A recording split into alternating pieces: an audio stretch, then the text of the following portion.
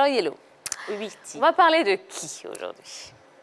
le suspense va rester tel qu'il est. Alors, depuis un certain moment, on constate que le football féminin connaît un essor au niveau des joueuses, un essor au niveau des présidentes même de clubs et même des entraîneuses. Alors, aujourd'hui, nous partons à la découverte d'une femme au caractère bien trempé. Alors, découvrons-la tous. Ce numéro de foot féminin nous ouvre les portes d'une grande dame du ballon rond chez les femmes. Footballeuse internationale française ayant porté 121 fois le maillot des Bleus, un record. Il s'agit de Corinne Diacre, fille de Claude Diacre, ancien joueur de football. Née le 4 août 1974 à Croix, dans le nord de la France. Elle fait toute sa carrière à l'ASJ Soyo, où elle signe en 1988 et se fait rapidement remarquer par son fort caractère qui cache la douleur de la perte de son père dans un accident de la route et le décès de sa mère quelques mois plus tard. Très pudique sur sa vie privée et familiale, Corinne n'évoque presque jamais ces événements tristes de sa vie mais préfère se consacrer à sa carrière. Ainsi, le 9 mars 1993, à force de travail et d'abnégation, elle joue à l'âge de 18 ans son premier match avec l'équipe de France féminine de football et en devient quelques années plus tard la capitaine. En 2003, face à l'Angleterre, elle marque le but qui qualifie la France pour la Coupe du Monde. Quelques mois plus tard, aux États-Unis, les Françaises sont éliminées de la compétition dès le premier tour. Après une blessure au ligament antérieur du genou droit et 12 années en sélection française féminine, Corinne mettra fin à sa carrière de footballeuse et privilégiera le poste d'entraîneuse.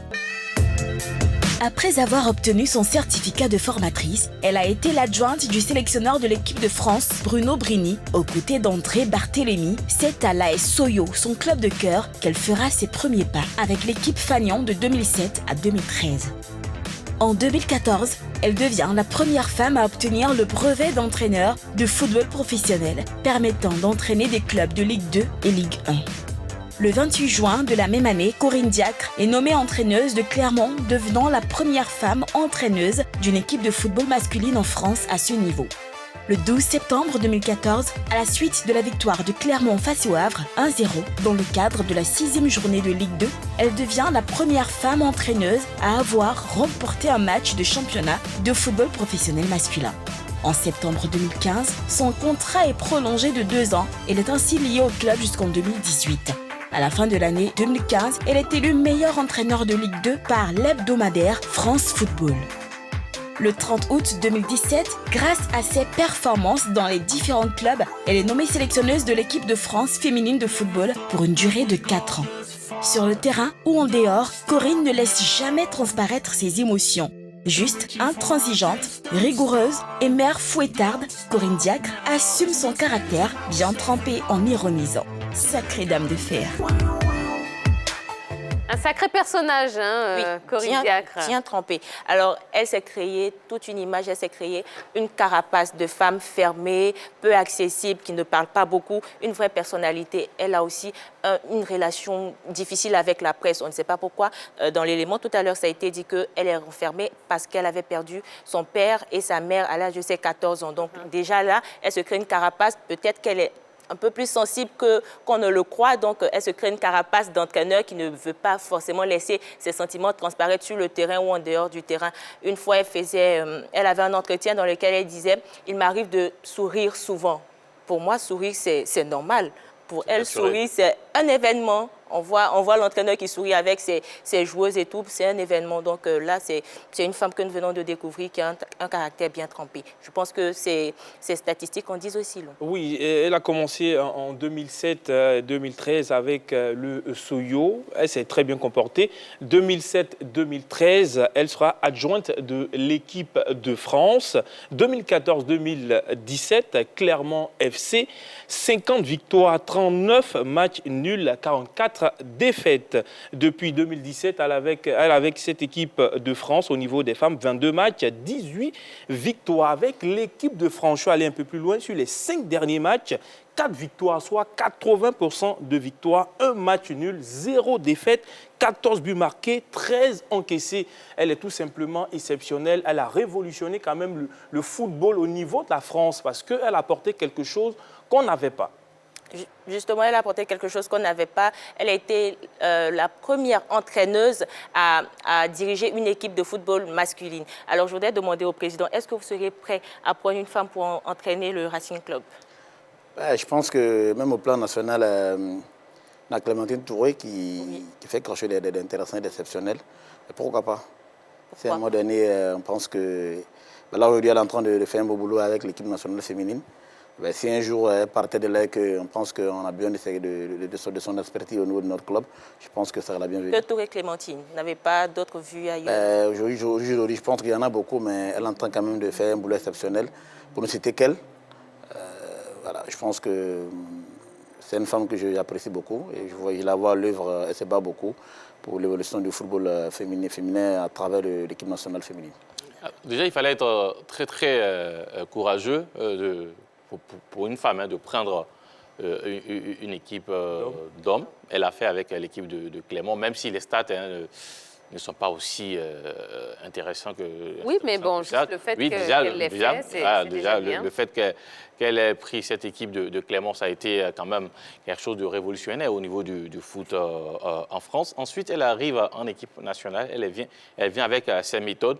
Et puis, ce qui est intéressant avec elle, elle n'hésite pas, ou bien elle ne cache pas ce qu'elle ressent. Par exemple, quand il s'agissait de partir en Coupe du Monde, lors du mondial passé, il y a Katoko, la meilleure buteuse du championnat français, qu'elle a mis de côté parce qu'elle lui reprochait son manque d'engagement, son manque d'investissement pendant les entraînements. Laisser, par exemple, c'est comme par exemple au Racing, on laisse Ouattara Ibrahima comme celui-là pour aller jouer une Coupe d'Afrique. C'est quand même être courageux pour le faire. Et elle a fait récemment, lors d'un petit tournoi organisé par la France, elle a mis de côté Gaëtane Tiné, l'une des vétérans de cette équipe de France, de côté. Elle est allée jouer le tournoi. Tout s'est bien passé aussi pour l'équipe de France. Donc, parlant de caractère, elle en a et elle le démontre. Déjà, elle est passée chez les hommes. Elle a su imposer quand même sa méthode. Et puis, chez les femmes, elle continue d'imposer aussi sa méthode. Elle assume ses choix. Elle est l'entraîneur. Elle sait ce qui est bon pour son équipe. Elle dicte ses règles et on les suit. Il n'y a pas besoin de polémiquer là-dessus, en fait. Est-ce qu'il y a une section féminine au RCA? Bien sûr. Alors la section féminine, il y a moins d'1 an déjà et tout se passe bien. On a entre autres autour de 30 à 40 joueuses qui sont encadrées par une femme. Je pense qu'on a créé la section féminine, on a mis à la tête de cette section féminine une fille qui dirige tout ça avec 3 entraîneuses et tout se passe bien. Quelles sont vos ambitions avec cette équipe? Pour moi, je pense que le football est pour tous, sans distinction de sexe. On entend de le démontrer avec nos jeunes structures, en créant la sélection féminine. Pour moi, c'est assez précoce. Et pour moi, on l'a créé à l'image du C-Institut de par le passé, qui est devenu RCA aujourd'hui. On part de très loin. Pour moi, c'est possible de le faire et on est en train de mettre ensemble les bases tranquillement. Et voilà, je pense que ça va vite progresser. Comme vous l'avez dit, avec aussi Institut, pour pouvoir quand même mettre les jeunes en compétition, vous avez été obligé de vous allier à un club de Détroit, Kokubo notamment. Et puis ensuite, on connaît l'histoire qui est arrivée avec cette équipe du Racing. Est-ce qu'avec les filles, ça sera la même chose pour une équipe du championnat pour pouvoir mettre ces filles en compétition? Je pense déjà qu'au sein du RCA, ce sera plus facile de créer la section féminine. Parce que déjà, il y a une compétition féminine au niveau de la Fédération ivoirienne de football. Je pense qu'on a encore 2-3 années de cela. Je pense qu'on va essayer de travailler petit à petit, essayer de mettre déjà ces filles en condition. Les années à venir, on va essayer d'entamer la démarche pour pouvoir créer la section féminine de compétition de la Fédération ivoirienne de football. C'est-à-dire déjà, je ne pense pas qu'il faut encore aller racheter un club ou s'il faut créer un club pour pouvoir passer à cette compétition. Mais je pense qu'il y a des formules qui existent pour pouvoir mettre ces filles en compétition. Est-ce que les filles bénéficieront des mêmes moyens que les hommes? Parce que souvent là, il y a problème. On va essayer d'être équitable. Ce que vous dites sur le plateau de la grande team va vous suivre. Attention. Maintenant, est-ce que le partenariat avec Nice, ça prend en compte aussi les filles? Je pense que le partenariat est à tous les niveaux. Quand il s'agit du RCA, c'est tant au niveau des filles que des garçons. Pour nous, il n'y a pas de distinction, comme je le disais tantôt. On a certes démarré cette histoire de football féminin un peu tard, mais je pense qu'il n'est jamais tard pour mieux faire. On va essayer de mettre assez de moyens, beaucoup de moyens pour que les filles puissent atteindre un tel niveau. dessus. On a démarré cette histoire de football féminin.